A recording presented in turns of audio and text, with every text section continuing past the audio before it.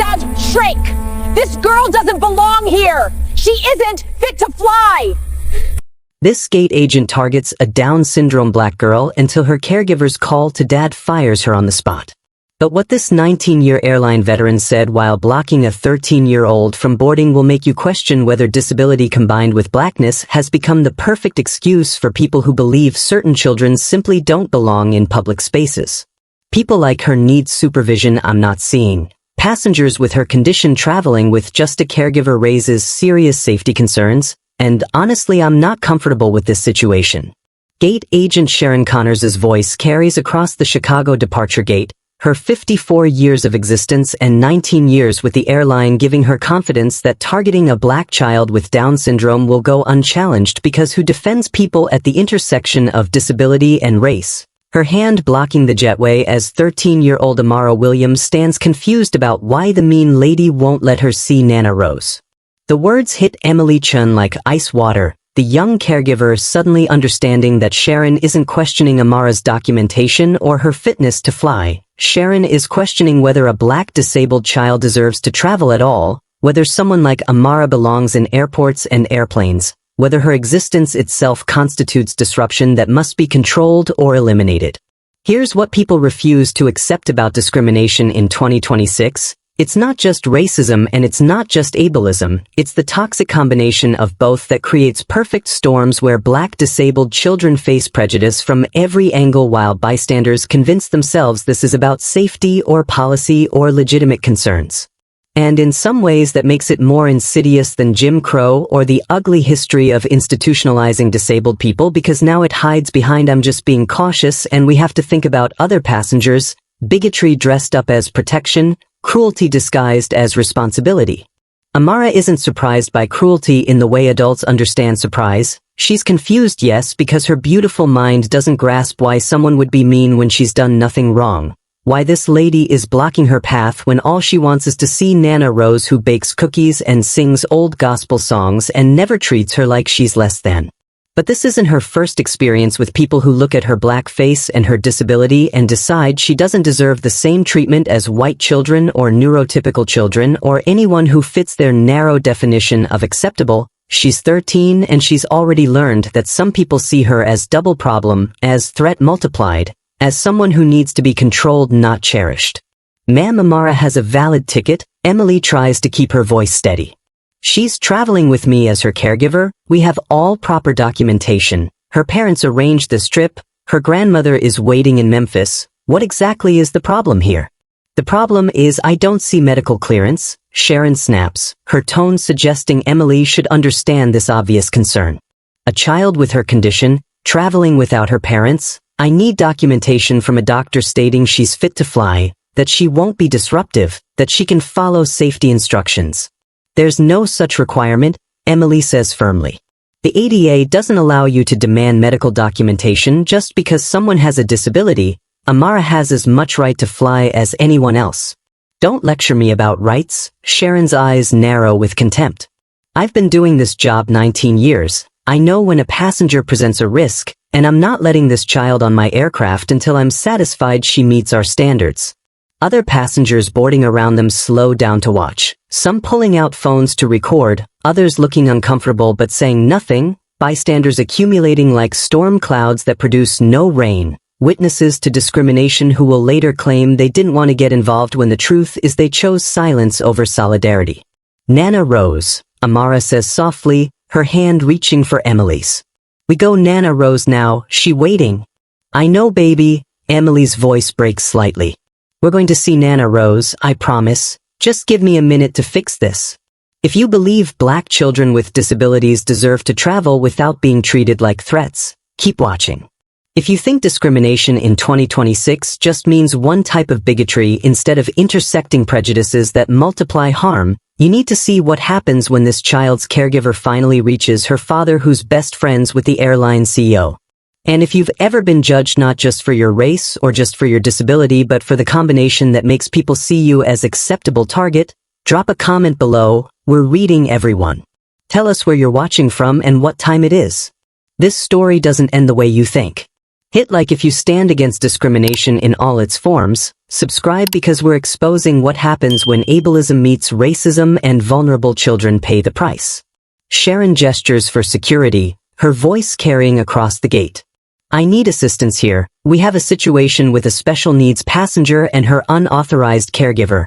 I need backup to handle this appropriately before it becomes a bigger problem. Emily tries calling Dr. Marcus Williams again. The phone ringing and ringing while 3,000 miles away, he stands in an operating room with his hands inside someone's chest, his phone silenced, unaware that his daughter is being targeted at an airport gate by a woman who sees her blackness and her disability and decides she simply doesn't belong. But to understand how a joyful 13-year-old black girl with Down syndrome ended up trapped at a gate being treated like a threat by an airline employee who should have helped her, you need to know who Amara Williams really is. And more importantly, you need to understand why this trip to see Nana Rose represents everything beautiful about childhood that discrimination tries to destroy. Amara Williams is 13 years old, a 7th grader at Lincoln Middle School in Chicago who loves animals and music and helping in the kitchen, whose laughter is contagious and whose hugs are legendary among everyone who knows her, whose Down syndrome is just one part of who she is but never the only thing that defines her. She's polite beyond measure. Raised by parents who taught her that please and thank you matter, that kindness is the most important thing, that she deserves respect and should give it freely, lessons that work beautifully until she encounters people who refuse to see her humanity. She's been counting down to this trip for weeks, asking every single day when she gets to see Nana Rose, her grandmother who retired from nursing 5 years ago and moved to Memphis, who bakes chocolate chip cookies with extra chips just for Amara, who lets her help in the garden pulling weeds and watering tomatoes, who sings old gospel songs while they work and never gets impatient when Amara needs things explained twice or 3 times or however many times it takes. Nana Rose is 68 years old, a woman who worked 40 years as a nurse at Cook County Hospital, who remembers when black patients were treated in separate wards, who marched for civil rights in the 60s, who raised 3 children including Amara's father Marcus while working double shifts, who represents strength and dignity and the kind of unconditional love that makes everything feel safe. This visit matters because Nana Rose has been asking to see her grandbaby, because at 68 she knows time is precious, because the bond between grandmother and granddaughter transcends any diagnosis or disability. Amara's parents Dr. Marcus Williams and Attorney Simone Williams are both swamped with work this week, Marcus performing back-to-back cardiothoracic surgeries that can't be rescheduled because hearts don't wait, Simone in federal court arguing a major civil rights case that's taken months to prepare, both of them achieving at the highest levels of their professions while raising a daughter they adore, proving every day that black excellence and disability parenting aren't contradictory. They hired Emily Chen 3 years ago, a 25-year-old certified special needs caregiver who clicked with Amara immediately, who learned her communication style and her comfort needs and her favorite songs, who treats her with the respect and patience she deserves, who's made this trip possible by being trustworthy enough that Marcus and Simone feel comfortable having her accompany Amara on her first flight without parents. That morning Amara woke at 5 a.m. too excited to sleep, packed and repacked her backpack with items that make her feel safe, her stuffed elephant named Bubbles who's been with her since she was 3, her iPad loaded with favorite shows in case the flight feels scary, her noise-canceling headphones because airports are loud and overwhelming, the laminated social story Emily created showing pictures of every step of flying so Amara knows what to expect. The drive to O'Hare was filled with Amara's questions. When do we see Nana Rose? Does the plane go fast? Can I have pretzels? Emily answering each one with patience, reminding her of the social story, preparing her for security and boarding and takeoff, doing everything right to make this experience positive. Check-in went smoothly, the ticket agent friendly and helpful, commenting on Bubbles the elephant and asking if he was excited to fly too, Amara beaming and saying yes Bubbles go see Nana Rose, human interaction that was kind and normal and exactly what every passenger deserves. Security was manageable, Emily having TSA pre-check for both of them, the officers professional and patient when Amara needed extra time getting her iPad out of her backpack, when she got nervous about the metal detector, when she needed Emily's hand to walk through, accommodation without commentary, dignity without drama. The gate area was typical Sunday morning travel, families heading home from visits, business travelers absorbed in laptops, college students with headphones, The usual mix of humanity moving through airports. Amara and Emily found seats near the windows, watched planes take off, Emily pointing out different aircraft types. Amara hand flapping with excitement because planes are big and loud and thrilling. Then Sharon Connors arrived for her shift, 54 years old with 19 years at the airline, a veteran gate agent whose personnel file contains 7 discrimination complaints over the years, complaints about rudeness to passengers of color, about questioning black families' tickets more than white families, about microaggressions that individually seem small but collectively paint a picture of someone who shouldn't be in customer service, complaints that were noted but never resulted in meaningful consequences because the airline prioritized seniority over accountability. She's white, professional appearing in her pressed uniform, carrying herself with the authority of nearly 2 decades experience, someone who knows policies and procedures and believes her judgment supersedes compassion, whose confidence has never been checked by consequences, who's learned that challenging certain passengers earns approval from some colleagues and silence from others. Sharon scans the gate area as boarding begins, her eyes landing on Amara who's stimming by flapping her hands with excitement, whose Down syndrome features are immediately visible, who's traveling with a young Asian caregiver not her parents, fitting a profile that exists only in Sharon's prejudiced mind about who belongs in airports and who represents problems that need managing. Sharon watches Emily and Amara approach the boarding line, her eyes narrowing as she processes what she's seeing, a black child clearly presenting as developmentally disabled with hand flapping and slower movements, traveling with a young Asian caregiver not her parents, fitting some profile in Sharon's mind of passengers who need extra scrutiny, who represent problems requiring management. "Ma'am, I need to speak with you about your companion." Sharon's voice carries that particular tone of authority mixed with judgment, stepping directly into their path as they reach the gate podium, her body language blocking access like a barrier designed to exclude. Emily maintains professional composure despite confusion.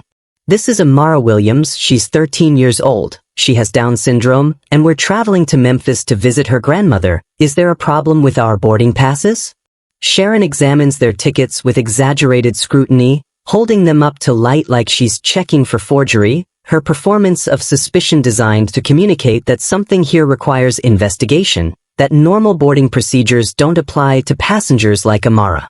"Does she have documentation proving she's fit to fly?" Sharon asks, her emphasis on she rather than using Amara's name already stripping away personhood, reducing a child to a condition that needs verification. "Fit to fly," Emily repeats, genuinely confused. "She's a passenger, she has a valid ticket. What documentation are you asking for?" Passengers with significant developmental disabilities require medical clearance to fly unaccompanied, Sharon states with the confidence of someone citing policy she believes is real. "It's airline regulation. I need a doctor's note clearing her for travel or she cannot board this aircraft." "She's not unaccompanied," Emily's voice stays steady despite rising alarm. "I'm her caregiver, I'm traveling with her, we're together. That's the whole point of me being here." "Are you a licensed medical professional?" Sharon's question carries implication that anything less than a medical degree is insufficient, that caring for Amara requires credentials Emily couldn't possibly have. "I'm a certified special needs caregiver with 3 years of experience working specifically with Amara," Emily explains, pulling out her certification card. "I know her needs, I know her communication style, I'm qualified to travel with her." "That's not a medical license," Sharon dismisses the card without really looking at it. "I need documentation from a doctor, a physician's note stating she's capable of flying, that she understands safety instructions, that she won't be a danger to other passengers." "A danger?" Emily's voice rises slightly. "She's a 13-year-old girl going to visit her grandmother. What danger are you suggesting she poses?" "Passengers with her condition can be unpredictable," Sharon says, her voice loud enough for nearby travelers to hear. "They can become agitated, they may not follow instructions. I'm responsible for safety on this aircraft and I need assurance she meets our standards." The casual ableism wrapped in safety concerns, the assumption that Down syndrome equals danger, that Amara's disability makes her unfit for travel that neurotypical passengers take for granted, discrimination performing itself as protection. "Nana Rose," Amara says quietly, tugging on Emily's sleeve. "We go see Nana Rose now, plane time." I know, sweetie. Emily kneels to Amara's level, her voice gentle despite the stress. We're working on it. The lady just needs to check some things. We'll board soon, I promise. But Sharon isn't checking things. Sharon is creating barriers that don't exist, inventing requirements that have no basis in policy, wielding authority to exclude a child she's decided doesn't belong. Ma'am, there is no airline policy requiring medical clearance for passengers with Down syndrome. Emily stands back up, her voice firm. The Americans with Disabilities Act prohibits exactly this kind of discrimination. You cannot deny her boarding based solely on her disability. Don't lecture me about the AD. Sharon's face flushes with anger at being challenged. I've been doing this job for 19 years. I know what policies apply. I know when a passenger presents concerns that need addressing, and I'm telling you this child needs medical clearance. Other passengers in the boarding line start getting restless, some checking watches, others pulling out phones to record, bystanders accumulating who will witness everything but intervene in nothing, silent audience to discrimination playing out in real time. Can we please just board? A white businessman in his 50s calls from the line. Some of us have connections to make. Whatever the holdup is, can't you just resolve it? I'm resolving it, sir, Sharon calls back, performing competence for the crowd. Just ensuring all passengers meet safety requirements. We'll have you boarding shortly. She turns back to Emily and Amara, her voice dropping to a tone meant to intimidate. You have two options: provide medical clearance right now or accept that she's not boarding this flight. Those are your choices. Decide quickly because you're holding up everyone else. We don't have medical clearance because we don't need medical clearance, Emily says, frustration breaking through professionalism. Amara is a healthy child. She flies regularly with her parents. There's no medical reason she can't travel. You're making up requirements that don't exist. Then she's not boarding, Sharon says with finality. If you can't provide documentation I'm denying boarding. That's my authority as gate agent. Nana Rose. Amara's voice gets louder, anxiety creeping in. Emily, we go now. Plane leaving. Nana Rose waiting. The heartbreak in her voice, the confusion about why the mean lady is stopping her, the mounting stress of a situation she can't fully understand. A child who woke up excited now facing barriers she didn't create and can't overcome. Let me call her parents. Emily pulls out her phone. They can verify everything. They can explain her medical history. Just give me 2 minutes to reach them. You have 5 minutes. Sharon crosses her arms. 5 minutes to produce documentation, or you both need to step aside and let other passengers board. I'm not delaying this flight indefinitely for your situation. The way she says your situation like it's Emily's problem, not Sharon's discrimination, like accommodating disability is burden, not legal requirement, like Amara's existence itself constitutes disruption requiring special handling. Emily dials Dr. Marcus Williams, the call going straight to voicemail because somewhere in Chicago he stands in an operating room with his hands inside someone's chest, his phone powered off, unreachable, unaware his daughter needs him. She tries Simone next. Same result, voicemail, the attorney in federal court where phones must be silenced, where justice for other people takes precedence over the injustice facing her own child. They're not answering. Emily's voice carries desperation now. But I can text them. They'll call back as soon as they can. Please just let us board and they can provide whatever documentation you need once we're in Memphis. That's not how this works. Sharon's smile suggests she's enjoying this power. No documentation means no boarding. Policy is policy. I don't make exceptions no matter how sympathetic the story. 20 minutes into this nightmare and Amara has gone from excited traveler to confused child watching her dreams of Nana Rose slip away. Her hand flapping now driven by anxiety not joy, her voice repeating Nana Rose. We go Nana Rose like a prayer that maybe if she says it enough the mean lady will understand how important this is. Sharon has moved from questioning their documentation to performing for the growing crowd of passengers, her voice deliberately loud as she explains to anyone listening that she's just doing her job, just protecting everyone's safety, just making sure standards are maintained. I need to be very clear with everyone boarding this flight, Sharon announces to the gate area. We have a passenger situation that requires resolution before boarding can continue. I appreciate your patience while we ensure all safety protocols are followed. The way she frames it makes Emily and Amara the problem, makes their presence the disruption, makes Sharon the responsible professional dealing with difficult circumstances, narrative control that turns discrimination into duty. A white woman in her 40s approaches the podium, her designer bag and platinum status tag suggesting someone accustomed to getting her way.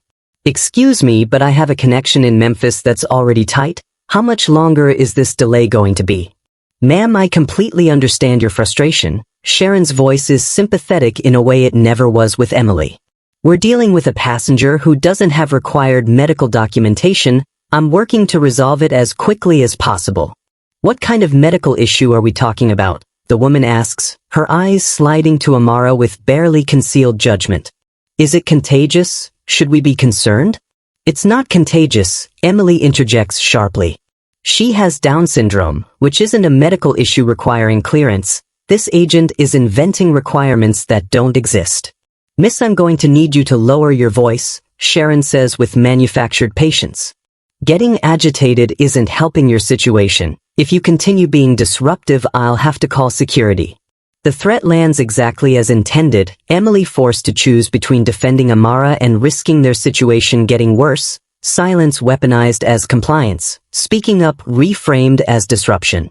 Amara tugs on Emily's hand, her face showing distress that's building toward meltdown. "Bubbles scared," she says, clutching her stuffed elephant. "Bubbles want to go home, too many people looking." "I know, baby." Emily kneels down again, trying to create a bubble of calm in chaos. "Bubbles is okay, you're okay, we're going to figure this out, just stay with me." "Is she having some kind of episode?" Sharon asks loudly, her concern performative rather than genuine.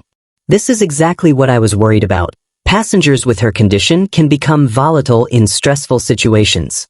"She's not having an episode," Emily snaps. "She's a child who's overwhelmed because you're treating her like a criminal. She's upset because you're denying her the trip she's been looking forward to for weeks. Her distress is caused by your discrimination, not by her disability." "I'm going to need you to step aside," Sharon gestures toward the wall. "You're blocking the boarding process. Other passengers need to get through. Move over there while we sort this out." "We have tickets." Emily refuses to move. "We have boarding passes for this flight. We have every right to be in this line. You're the one creating the blockage by refusing to let us board." "Fine." Sharon pulls out her radio. "Security to gate C24. I need assistance with an uncooperative passenger and her charge. Situation escalating. Need backup immediately."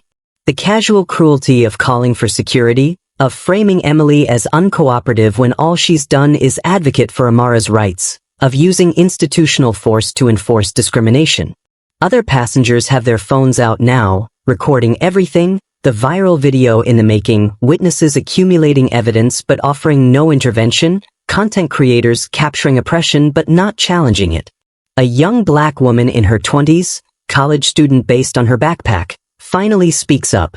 "Excuse me, but this seems really wrong, like illegal wrong. You can't deny someone boarding just because they have a disability. I took a civil rights class and this is textbook discrimination." "Miss, I appreciate your concern, but this doesn't involve you." Sharon's voice goes cold.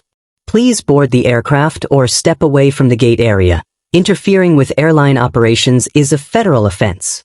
The threat shuts down the one person willing to speak, the student looking conflicted but ultimately choosing her own safety over solidarity, another bystander silenced by authorities' willingness to punish dissent.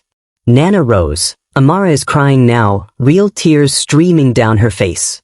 "Nana Rose bake cookies, I help garden, why mean lady say no?"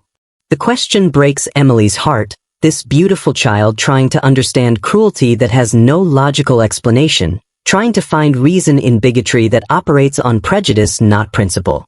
Airport security arrives. Two officers who look uncomfortable with whatever they're walking into, their body language suggesting they'd rather be anywhere else. "What's the situation?" the older officer asks Sharon, his tone neutral, his eyes taking in the scene, the crying disabled child, the frustrated caregiver, the crowd of recording passengers. "I have a passenger attempting to board without required medical clearance," Sharon explains, her version of events sanitized of discrimination. "She has significant developmental disabilities, she's traveling without her parents. I requested documentation proving fitness to fly and the caregiver became combative." "That's not what happened," Emily says to the officers. I'm her certified caregiver. We have valid tickets. She's inventing requirements that don't exist. This is disability discrimination and someone needs to stop it. Ma'am, I'm going to need you to calm down, the younger officer says, his hand moving reflexively toward his belt in a gesture that suggests authority backed by force. If you've ever watched a child with disabilities be denied access to something they deserve, if you've ever seen discrimination hide behind made-up policies while bystanders film but don't intervene, this moment should enrage you enough to take action. 23 passengers recorded Sharon's cruelty on their phones. Not one step between her and Amara until it was too late.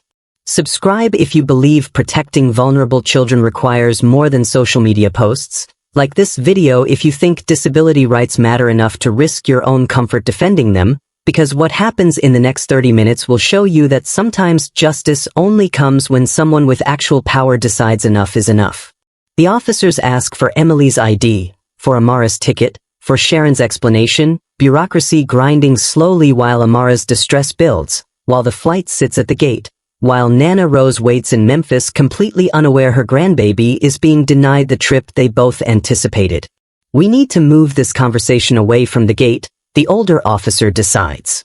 Ma'am, you and the child need to come with us to the security office where we can sort this out properly. The security office is a windowless room with fluorescent lights that hum and plastic chairs that weren't designed for comfort, a space meant for processing problems, not people. And that's exactly how Sharon has framed Amara and Emily, as problems requiring containment rather than passengers deserving dignity. 45 minutes they've been detained now, Emily trying repeatedly to reach Marcus or Simone, leaving voicemails that grow increasingly desperate, her phone showing 12 missed calls to each parent, 12 unanswered pleas for help that isn't coming because operating rooms and courtrooms don't allow interruptions even for emergencies.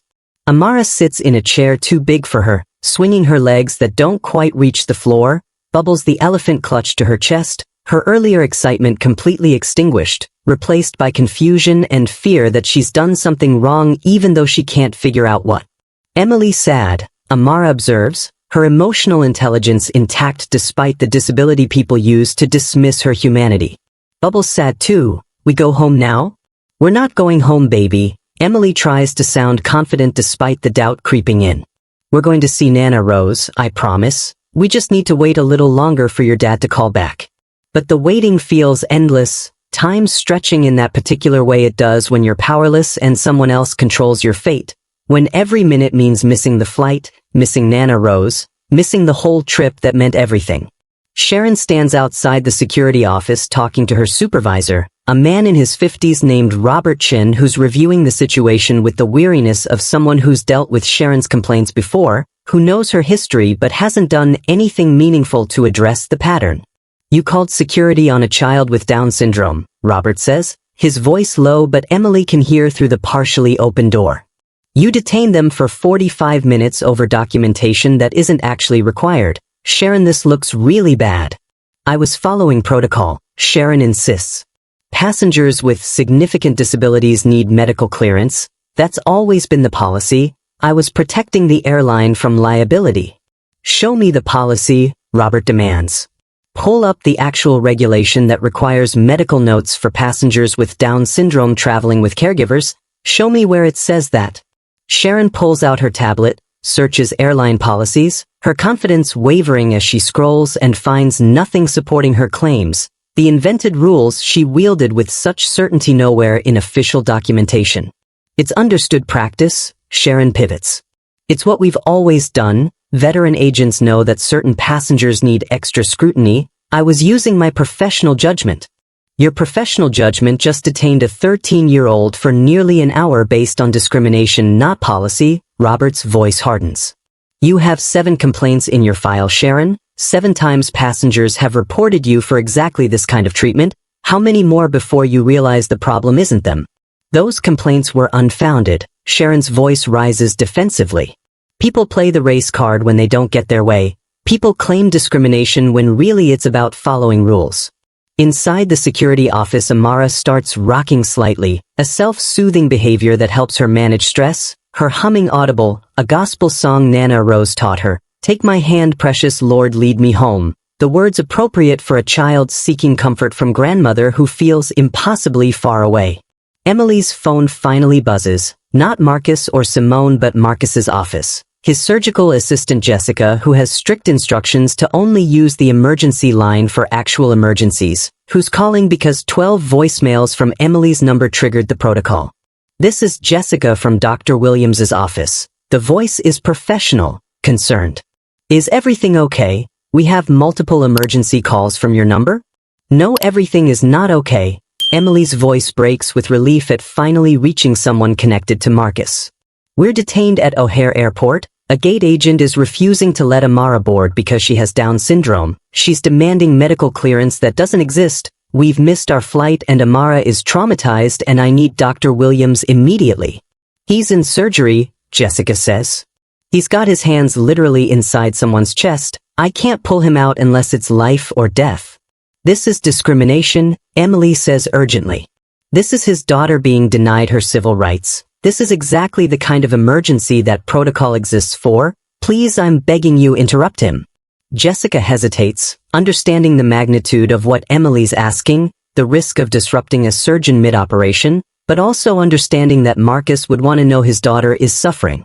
Give me 2 minutes, Jessica decides. I'll send a note into the OR. If he can step away he will. Stay on the line. Those 2 minutes feel like hours. Emily listening to hold music while watching Amara rock and hum, while Sharon and Robert argue in the hallway, while their flight to Memphis boards and departs without them, while Nana Rose's cookies cool on a counter in Tennessee waiting for a granddaughter who isn't coming. The security officers have been joined by their supervisor, a woman named Patricia Martinez who's reviewing the situation with increasing concern, who understands that detaining a disabled child without cause creates liability the airport doesn't want. Why exactly are we holding them? Patricia asks the officers. What crime has been committed? What security threat exists? What justification do we have for this detention? The gate agents said they didn't have required documentation, the younger officer explains. She said it was airline policy, we were just backing her up. Did you verify that policy exists? Patricia asks. Did you confirm with anyone besides the gate agent that her claims were legitimate before you detained a child? The officers exchange uncomfortable looks, realizing they became enforcers of discrimination without questioning the authority that directed them, complicit through assumption that gate agents must know their own rules. We're releasing them, Patricia decides. Whatever dispute exists about boarding is between them and the airline. We have no legal basis to detain them. This ends now. But Sharon objects from the hallway, her voice carrying. They can't just be released. They were disruptive. The caregiver was combative. There needs to be documentation. The only documentation we need is the report I'm filing about how airport security was used to enforce discrimination, Patricia says coldly. You're a gate agent, not a doctor. You don't get to determine who's medically fit to fly. You created the situation and now it's over. Emily's phone suddenly switches from hold music to Marcus's voice, rushed and tight with controlled panic. Emily, what's happening? Jessica said Amara's detained. Tell me everything right now. And Emily does, words tumbling out between tears she's been holding back. The invented policies, the public humiliation, the security detention, Amara's distress, the missed flight, 75 minutes of discrimination condensed into 90 seconds of explanation while Marcus listens with the particular fury of a father who saves lives for a living but couldn't save his daughter from racism and ableism combined. Marcus Williams stands in a hospital corridor still wearing his surgical scrubs, his hands freshly scrubbed but his mind racing with images of his daughter being detained, being discriminated against, being treated like a problem instead of the precious child she is. His surgeon's training in staying calm under pressure warring with a father's rage at injustice he couldn't prevent. What's the gate agent's name? Marcus asks, his voice dangerously quiet, the calm that comes before storms, the stillness that precedes action. Sharon Connors, Emily says. She's been here the whole time. She called security on Amara. She told other passengers Amara was dangerous. She made your daughter cry, Marcus. She destroyed what was supposed to be a happy trip. Put her on the phone, Marcus says. Right now, I want to speak to Sharon Connors directly. Emily walks out of the security office, approaches Sharon who's still arguing with her supervisor Robert, holds out the phone. Dr. Williams wants to speak with you, Amara's father, the cardiothoracic surgeon whose daughter you just detained for having Down syndrome.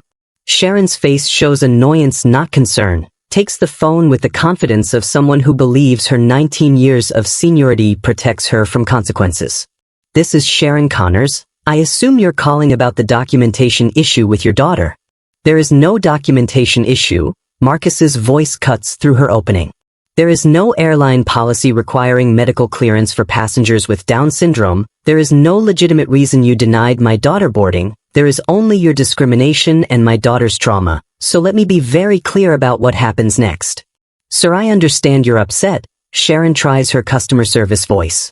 But I was following protocol, ensuring passenger safety, doing my job according to regulations. Show me the regulation, Marcus demands. Right now, pull up the specific policy that says passengers with developmental disabilities need medical clearance. I'll wait. Sharon scrolls through her tablet again, her confidence cracking as she searches policies that don't support her claims, regulations that don't exist, authority she invented. It's standard practice, Sharon insists weakly. It's what veteran agents know. It's understood within the industry.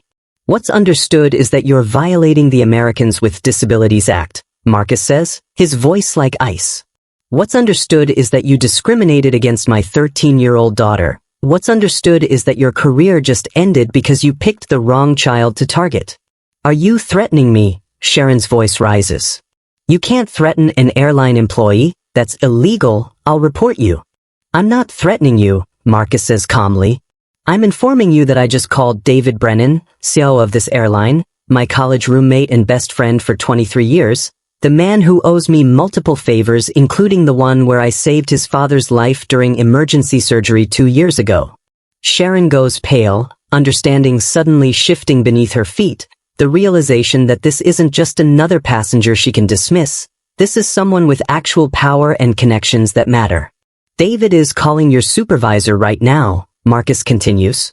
Within 15 minutes someone from corporate will arrive. Within 30 minutes your employment will be terminated. Within an hour security will escort you out of this airport. And by tomorrow your face will be attached to disability discrimination training as an example of everything wrong with airline culture. You can't do that, Sharon stammers. I have union protection. I have seniority. 1 complaint doesn't end a 19-year career. 7 complaints end a 19-year career, Marcus corrects. 7 times passengers reported your discrimination. 7 times the airline noted it and did nothing. Congratulations, Ms. Connors. My daughter is number 8 and the one that finally matters because her father has the power to demand accountability. He hangs up, immediately calls David Brennan directly, the CEO picking up on the second ring. Marcus, what's wrong? Your assistant said it was urgent. David, my daughter was just detained at O'Hare for 75 minutes because your gate agent Sharon Connors decided passengers with Down syndrome need medical clearance to fly, Marcus explains, his voice shaking now with emotion he couldn't show in front of Sharon. She humiliated my child. She traumatized Emily. She invented policies that don't exist. She used your airline's authority to enforce her bigotry. Give me names and details, David says immediately. I'm pulling up the incident report now. Marcus, I'm so sorry. This is inexcusable. Sorry doesn't help my daughter who's been crying for over an hour asking why the mean lady won't let her see her grandmother, Marcus says.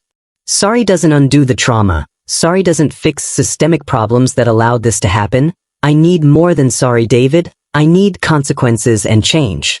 Inside the security office, Amara has stopped rocking, sits very still now, the kind of stillness that comes after tears run out, after hope fades, after a child's spirit breaks from treatment she doesn't deserve and can't understand. Bubbles tired, she says to her elephant. Nana Rose not coming, we stay here forever. No baby, Emily kneels beside her, wipes away tears. Your daddy is fixing everything, he's talking to important people, we're going to see Nana Rose, I promise. But promises feel empty after 75 minutes of barriers, after authority figure chose procedures over humanity, after systems designed to protect passengers instead protected discrimination. Emily's phone rings again, Marcus calling back. They're sending someone from corporate, he says. Sharon Connors is being removed from her position effective immediately. You and Amara are released from detention. You'll be accommodated on the next flight to Memphis with first-class upgrades and a formal apology. Relief floods Emily, but she sees Amara's face, sees the shutdown that happens when trust breaks, when the world proves itself unsafe, when a child learns that being herself invites cruelty. Marcus, I don't know if she can handle another flight today, Emily says quietly. She's shut down, she's exhausted, she's traumatized. Forcing her on another plane might make this worse. Let me talk to her, Marcus says. Put Amara on the phone. Emily hands over the phone, kneels beside Amara. Baby, it's Daddy, he wants to talk to you. Amara takes the phone hesitantly. Daddy, her voice is small and broken. Mean lady say I can't go. Nana rose far away, Bubbles scared. I know, baby girl. Marcus's voice cracks hearing his daughter's pain. The mean lady was wrong. She was very wrong, and she's going away now. She can't be mean to you anymore. We go home, Amara says, not a question but a defeated statement. Trip over, Nana rose next time. No, sweetheart, Marcus says firmly. You are going to see Nana Rose today, Daddy promises. The airline is going to put you on a special plane, you're going to fly in the fancy seats, and when you get to Memphis, Nana Rose will be waiting with cookies just like she promised. Sharon Connors stands in the hallway outside the security office, her tablet still in hand, her confidence from 90 minutes ago completely evaporated, replaced by dawning understanding that her authority just hit a wall built of actual power, that discriminating against Amara Williams wasn't just cruel but career-ending. Robert, her supervisor, has his phone pressed to his ear, his face growing increasingly pale as he listens to whoever's on the other end. His eyes sliding to Sharon with an expression that mixes anger and resignation, someone receiving orders he doesn't want to follow but can't refuse. Yes, sir, I understand, Robert says into the phone. Immediately, yes, I'll handle it personally, no, there won't be any issues, I'll ensure she's escorted out properly. He hangs up, turns to Sharon with the particular weariness of someone who's warned colleagues about patterns they refused to change, who's documented problems that were ignored until they exploded. That was corporate, Robert says quietly. They received a call directly from the CEO. Sharon, you're terminated effective immediately. You need to surrender your credentials and leave the airport. You can't fire me over one complaint. Sharon's voice rises with panic. I have 19 years with this airline. I have union protection. I followed protocol. You didn't follow protocol, Robert says, pulling up actual policies on his own tablet. There is no requirement for medical clearance for passengers with Down syndrome. There is no policy allowing you to deny boarding based on disability. You invented rules to justify discrimination and you got caught. I was protecting passenger safety, Sharon insists, her last defense crumbling. People with her condition can be unpredictable. I've seen situations escalate. I was preventing problems. The only problem here is your bigotry, Robert says flatly. 7 previous complaints, Sharon. 7 times passengers of color reported your treatment. 7 times we documented it and did nothing. Well, this time you targeted a child whose father happens to be best friends with our CEO. This time your discrimination has consequences. Inside the security office, Emily watches through the glass as Sharon's world collapses. Watches authority that seemed absolute just minutes ago revealed as temporary and conditional. Watches consequences arrive for cruelty that went unchecked too long. What's happening? Amara asks, her perception sharper than people assume. Mean lady crying. Why mean lady sad? Because she's learning that being mean has costs, Emily says gently. She hurt you and now she's losing her job. That's what happens when you treat people badly. She lose job because of me. Amara's face shows concern, not satisfaction. I don't want people lose jobs. I just want to see Nana Rose. The empathy in that statement, the fact that even after 75 minutes of discrimination, Amara's first instinct is worry for Sharon, not celebration of her downfall. The kind of grace that bigots never earn but disabled people offer anyway. Humanity that persecution can't extinguish. It's not because of you, baby, Emily clarifies. It's because of her choices, because she was cruel when she should have been kind, because she broke rules that protect people like you. You didn't do anything wrong. A woman in her 40s arrives, corporate badge identifying her as Jennifer Park, Director of Customer Relations, her expression suggesting someone sent to clean up a mess she wished didn't exist. Ms. Chen, she addresses Emily with professional courtesy. I'm Jennifer Park from corporate. I'm here to apologize on behalf of the airline for the completely unacceptable treatment you and Amara experienced today. Your apology doesn't undo trauma, Emily says bluntly. It doesn't erase 75 minutes of humiliation. It doesn't fix what Sharon broke when she decided Amara was a problem instead of a passenger. You're absolutely right, Jennifer doesn't deflect. Our apology is insufficient, which is why we're taking immediate action. Sharon Connors has been terminated. We're accommodating you on the next Memphis flight in first class. We're refunding your tickets and providing compensation, and we're launching a full investigation into how this was allowed to happen. How many other Amaras didn't have fathers who know your CEO? Emily asks, the question cutting. How many other families faced Sharon's discrimination and had no power to fight back? How many complaints did you ignore before this one forced you to act? Jennifer's silence answers more honestly than words could, the acknowledgement that systemic change only came because this particular victim had connections, that justice arrived not because discrimination happened but because it happened to someone who mattered to people with power.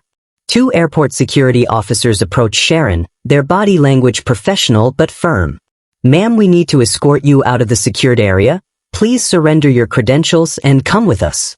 Sharon fumbles with her badge, her hands shaking as she removes the lanyard that represented 19 years of employment, 19 years of authority she wielded without accountability until she targeted the wrong child. This isn't fair, Sharon says, tears running down her face now. I was doing my job the way I was trained, the way veteran agents have always done it. You can't destroy my career over one mistake. 7 mistakes, Robert corrects. 7 documented complaints, 17 more that probably went unreported, decades of discrimination that we enabled by doing nothing. Your career destroyed itself, Sharon. This is just the consequence finally arriving. As security escorts Sharon past the security office, she makes eye contact with Amara through the glass, sees the child she dehumanized now watching her downfall, and something shifts in her expression, some recognition perhaps that the problem she tried to remove was never Amara but her own prejudice. I'm sorry, Sharon mouths through the glass. The apology decades too late and directed at the wrong person. Sorry she got caught, not sorry she discriminated. Remorse about consequences, not about cruelty. Amara waves at her, a small tentative gesture of the kind child who doesn't understand that some people don't deserve kindness, doesn't grasp that Sharon's tears are selfish, not sincere. Why she say sorry now? Amara asks Emily. Before she was mean, now she's sorry. People confusing. People are very confusing, baby, Emily agrees. Sometimes they're only sorry when being mean costs them something, not because being mean was wrong. Jennifer approaches them carefully, kneels to Amara's level with the respect Sharon never showed. Hi Amara, I'm Jennifer, I work for the airline. I'm so sorry our employee was mean to you. That should never have happened. You fire mean lady, Amara states. Daddy say she can't be mean anymore. That's right, Jennifer confirms. She can't work here anymore, she can't be mean to anyone else, and we're going to make sure all our employees learn how to treat passengers with disabilities with respect and kindness. Nana Rose still waiting. Amara's priority hasn't changed despite everything. We go now, we late for cookies. Yes, we're getting you to Nana Rose, Jennifer promises. There's a flight in 90 minutes. We're holding 2 first-class seats. You'll have a dedicated flight attendant, and I'm personally calling your grandmother to explain why you're delayed and when to expect you. Emily pulls out her phone, shows Jennifer the string of texts from Nana Rose that have been coming through, increasingly worried messages asking if everything's okay, if Amara's safe, if the flight was delayed, grandmother's anxiety building across 800 miles. 2 hours after Sharon Connors was escorted from O'Hare in disgrace, Amara and Emily finally board a Memphis-bound flight, not in their original economy seats but in first-class row 1. The airline's attempt at apology through upgraded comfort, through gestures that cost them money but can't buy back stolen time or repair damaged trust. A flight attendant named Patricia approaches them as they settle in, a black woman in her 30s whose badge identifies her as lead attendant, whose expression carries genuine warmth mixed with professional concern for passengers she knows were mistreated. Hi Amara, Patricia kneels in the aisle beside their seats. My name is Patricia and I'm going to be taking special care of you today. If you need anything at all, if you get scared or uncomfortable or just want to talk, you let me know, okay? Nana Rose, Amara says, her one-track mind focused on the destination that matters. We go see Nana Rose, she make cookies. That's right, sweetie, Patricia smiles. We're taking you to see Nana Rose. It's going to be about 2 hours. I brought you some special snacks, and if you want to watch movies on your iPad, I can help you get set up. The kindness feels almost overwhelming after hours of cruelty, Emily finding herself tearing up at simple human decency that should be standard but feels like luxury after what they survived. Thank you, Emily manages. Thank you for treating her like a person. You have no idea how much that means after today. I heard what happened, Patricia says quietly. Sharon Connors should have been fired years ago. We all knew about her complaints. We all watched her target passengers and said nothing because speaking up felt risky. I'm ashamed we let it go on so long. The admission carries weight, acknowledgement that Sharon wasn't an isolated problem but a symptom of culture that protected bigots over passengers, that valued seniority over safety, that chose institutional comfort over individual dignity. First class fills around them with business travelers and families, some glancing at Amara with curiosity, others with the studied indifference people use to avoid engaging with disability, the usual mix of reactions Amara faces everywhere she goes. The man in 1D, white businessman in his 50s, leans over. Excuse me, but is she going to be okay on this flight? I have important calls to make and I need it to be quiet. She'll be fine, Emily's voice carries an edge. She's a passenger just like you. She has as much right to be here as anyone, and if you have a problem with that you can take it up with the gate agent. No problem, the man retreats quickly, perhaps sensing that this flight crew won't tolerate discrimination, perhaps just wanting to avoid conflict, choosing silence over support but at least not choosing cruelty.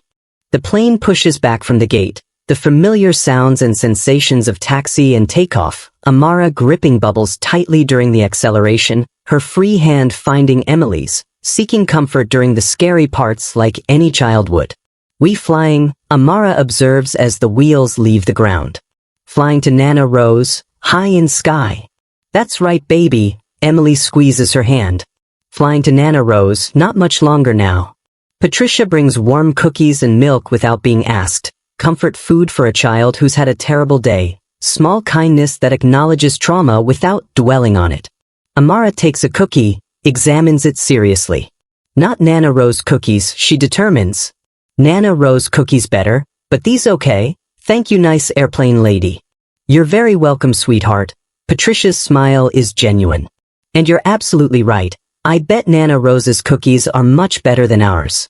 Once they reach cruising altitude and the seatbelt sign turns off, Emily pulls out her phone, finds 17 text messages from Marcus checking on them, from Simone who finally got out of court and is devastated she missed the crisis, from Nana Rose who Jennifer called to explain the delay. Baby, we're okay, Emily texts Marcus. On the plane finally, first class. Flight attendant is wonderful, Amara is doing better, we'll be there in 90 minutes. Marcus responds immediately, photo of him and Simone together, both having left work early, both looking exhausted and furious and relieved. We love you both, tell Amara we're so proud of how brave she was, tell her Sharon can never hurt anyone again. Emily shows Amara the photo of her parents.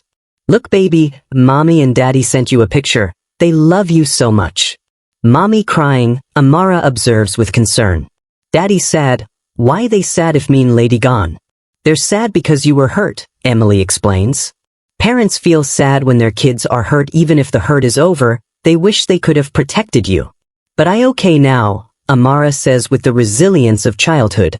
Flying to Nana Rose, have cookies, Bubbles not scared anymore, everything okay. The simple acceptance, the ability to move forward despite trauma, the grace children offer when adults fail them, Amara already healing in ways Sharon probably never will. Patricia returns with lunch, asks Amara about her favorite animal since she noticed Bubbles the elephant, engages her in conversation that treats her as interesting not as burden, as person worth knowing not problem requiring management. I like elephants and dogs and cats, Amara lists enthusiastically. And horses but they scary because so big, and birds but not the loud ones, and Nana Rose has garden with butterflies. Butterflies are beautiful, Patricia agrees. Does Nana Rose let you help in the garden? I pull weeds, Amara says proudly. and water flowers and pick tomatoes. Nana Rose say I best help her. She need me. The confidence in that statement, the sense of being needed and valued, the foundation that 2 hours of discrimination couldn't completely destroy because Amara knows she matters to people who love her. Emily watches Amara chat with Patricia, sees her daughter in all but blood beginning to recover, beginning to trust again, beginning to believe that Sharon was the exception not the rule, that most people are kind not cruel. But Emily also knows the scars this day left, knows that every future flight will carry shadow of this trauma, knows that Amara will remember the mean lady who said she couldn't fly, will carry that memory alongside the better ones, will have to work harder to trust authority because authority proved itself untrustworthy.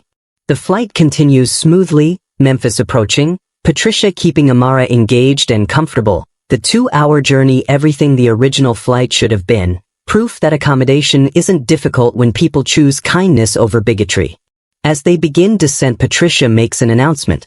Ladies and gentlemen, we're beginning our approach into Memphis, and I want to take a moment to recognize a very special passenger. Miss Amara Williams is flying today to visit her grandmother Nana Rose, and after the morning she said she deserves a round of applause for being so brave.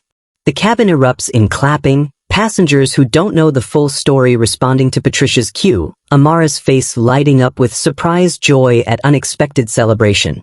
They clapping for me, Amara says with wonder. Why they clapping? I just sitting here.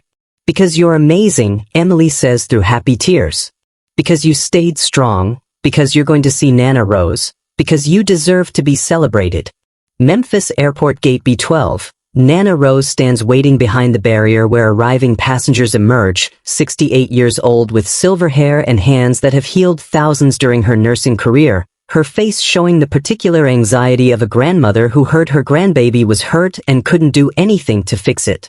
The jetway door opens and passengers begin streaming out, business travelers rushing to connections, families moving slowly with children and luggage, the usual airport chaos that Nana Rose barely notices because she's scanning every face for the one that matters. Then Amara appears, bubbles clutched in one hand, Emily's hand gripped tight in the other, her eyes searching the crowd until they land on her grandmother, and the transformation is immediate, the shutdown from trauma replaced by pure joy.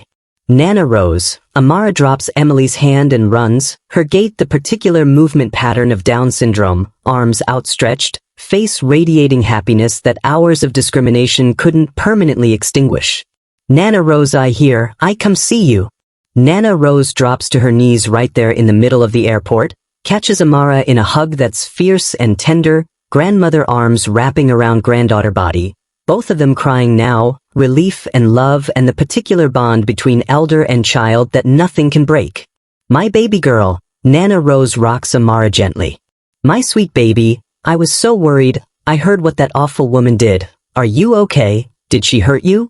Mean lady say I can't fly, Amara explains, her words muffled against Nana Rose's shoulder. But daddy fix it, and nice airplane lady Patricia give me cookies, and now I hear for real cookies, the good ones you make. The good ones I make are waiting at home, Nana Rose promises, pulling back to look at Amara's face, checking for damage visible and invisible. We're going to bake a whole new batch together, just you and me, and we'll forget all about mean ladies. Emily watches this reunion with emotions too complex to name, relief that they made it, rage at what Amara endured, gratitude for Nana Rose's love that provides the healing discrimination tried to prevent, exhaustion from 3 hours of fighting battles a 13-year-old should never face. Thank you for protecting her, Nana Rose stands, pulls Emily into a hug. Thank you for fighting when you could have given up, thank you for getting my baby to me. I'm so sorry it took so long, Emily says. I should have stopped Sharon sooner, should have called Marcus immediately, should have done something different. You did everything right, Nana Rose says firmly. That woman's discrimination isn't your fault. You advocated for Amara, you refused to accept injustice, you got her here safe, that's what matters. But back in Chicago, consequences continue cascading for Sharon Connors, whose 19-year career ended in disgrace, whose termination triggered investigation revealing pattern of discrimination the airline enabled through inaction, whose face is already circulating on social media attached to videos of her cruelty. The Williams family files civil suit within 48 hours. Not primarily for money but for accountability, their attorney Simone Williams personally handling the case, using her civil rights expertise to build charges of disability discrimination, emotional distress, violation of ADA protections, civil rights violations under federal law. Sharon tries to mount defense, claims she was following protocol, insists she meant no harm, argues one mistake shouldn't destroy her career, but video evidence and witness testimony and her own personnel file tell different story, pattern of bigotry finally facing consequences. The airline settles within 3 months, $400,000 to Amara's trust fund, formal public apology acknowledging systemic failure, commitment to policy changes Marcus demands, termination of Sharon without severance, agreement not to contest her unemployment claim denial since she was fired for cause. Sharon files bankruptcy within 6 months, the settlement she can't afford to pay, legal fees from trying to fight charges she couldn't win, loss of income from career she can't replace, financial devastation that mirrors the emotional devastation she inflicted on Amara. But Marcus leverages his friendship with CEO David Brennan for changes beyond Sharon's firing, demands transformation that protects future passengers, insists on systemic reform that his power makes possible. Within 90 days, the airline implements mandatory disability awareness training for all 20,000 employees, 8 hours of education about Down syndrome and autism and intellectual disabilities and how to accommodate passengers with dignity, training that uses Sharon's case as cautionary tale about what not to do. They establish passenger advocacy hotlines specifically for disability-related issues, direct line to corporate that bypasses gate agents and crew, safety net for families who don't have CEOs on speed dial, protection for passengers who need intervention. They hire chief diversity officer focused on accessibility, someone whose job is ensuring disabled passengers receive accommodation not discrimination, institutional position that prioritizes inclusion, accountability that didn't exist before Amara paid the price for its absence.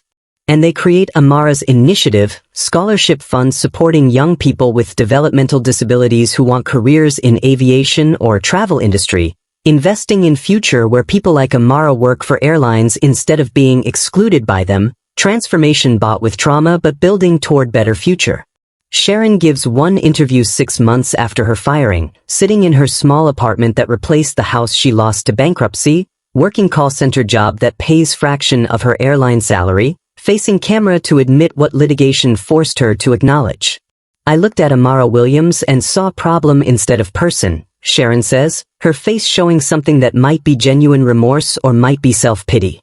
I saw her disability before her humanity. I let 19 years of unchecked bias convince me I was protecting people when really I was hurting a child. I destroyed my career and my reputation because I couldn't see past my own ignorance.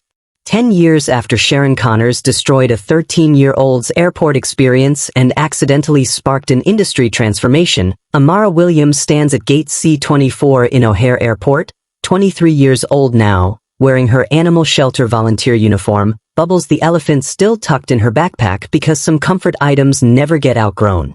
She's flying to Memphis alone this time, Emily having moved to Oregon for graduate school 3 years ago, their bonds still strong but distance making caregiving impractical, Amara having grown into semi-independence that 13-year-old version of herself couldn't have imagined.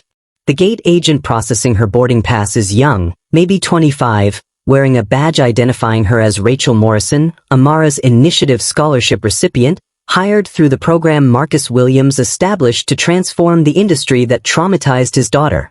"Welcome, Ms. Williams," Rachel says warmly, her training evident in how naturally she accommodates Amara's communication style. "We're so honored to have you flying with us today. I actually went through the Amara's initiative program. Your story is part of why I'm here." "You know my story," Amara says, pleased but slightly embarrassed. "The mean lady story, the one daddy tells at conferences. The story about a brave girl who changed how airlines treat passengers with disabilities," Rachel corrects gently. "You made my job possible. You made it so people like me learn to see passengers as people first. You matter, Amara." "I going to see Nana Rose," Amara's priority unchanged by decade. "She's 78 now. I help in garden. We make cookies. Same as always."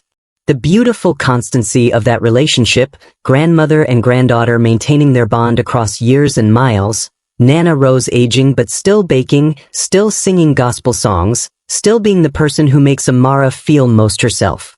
Boarding proceeds smoothly, no questions about fitness to fly, no demands for medical clearance, no discrimination hiding behind invented policies, just normal travel process that disability rights advocacy made possible for everyone.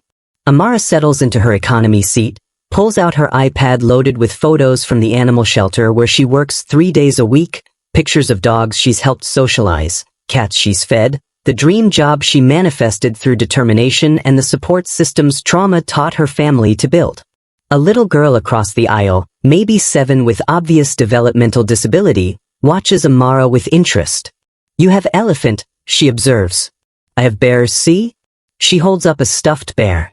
Initiates connection the way disabled children often do, recognizing kinship. "I'm Amara, what's your name?" Amara asks, patient with the slower response time. "I'm Sophia," the girl says. "First time flying, I scared." "I was scared first time too," Amara reassures. "But nice airplane people help, and you have bear to keep you brave, you be okay." The mother watches this interaction with tears in her eyes, perhaps knowing that 10 years ago this flight might have gone differently, that her daughter might have faced Sharon Connors instead of Rachel Morrison, that Amara's trauma bought Sophia's smoother journey. Marcus and Simone Williams reduced their work hours after almost losing their daughter to systemic ableism, reprioritized presence over prestige, chose family time over career advancement, the recalibration that near-miss trauma forces on parents who realize how fragile protection really is. They travel to Memphis twice a year now, family trips to see Nana Rose who's slowing down but still sharp, still baking, still the matriarch who holds everyone together, whose love provided the healing discrimination tried to prevent.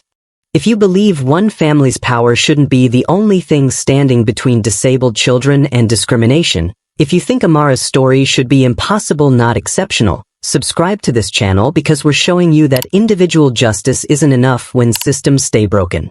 Like this video if you understand that 10 years of change still leaves gaps where the next Sharon Connors can thrive, because protecting vulnerable passengers requires all of us demanding better, not just families with CEOs on speed dial.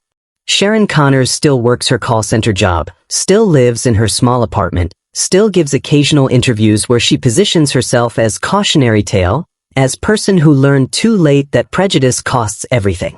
But Amara's initiative has trained 4,000 airline employees in disability accommodation, has hired 300 young people with developmental disabilities into aviation careers, has transformed industry culture in ways that make Sharon's discrimination harder to replicate, progress built on one child's trauma but protecting countless others.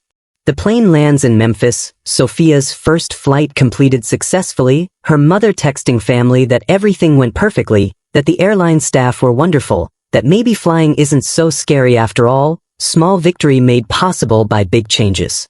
Nana Rose waits at the gate, older now but still strong, still the grandmother who sees Amara's heart before her disability, still the love that makes everything better. Amara emerges from the jetway, spots her grandmother, runs with arms wide. "Nana Rose, I hear, time for cookies." "Time for cookies, baby girl." Nana Rose catches her, holds her close. "Always time for cookies, always time for my Amara." And this time nobody stops her, nobody questions her fitness, nobody sees problem instead of person. 10 years of change allowing one disabled woman to visit her grandmother without proving she deserves to travel, dignity that should be baseline but feels like victory because once it wasn't guaranteed. The work continues, the advocacy never stops, the fight for accessibility remains unfinished. But Amara boards planes now without fear, without trauma, without the shadow of Sharon Connors blocking her path, and that's progress worth celebrating even as gaps remain, even as the next battle waits, even as disabled passengers who lack Amara's platform still face discrimination quietly, their stories untold, their trauma unaddressed, their need for allies as urgent as ever.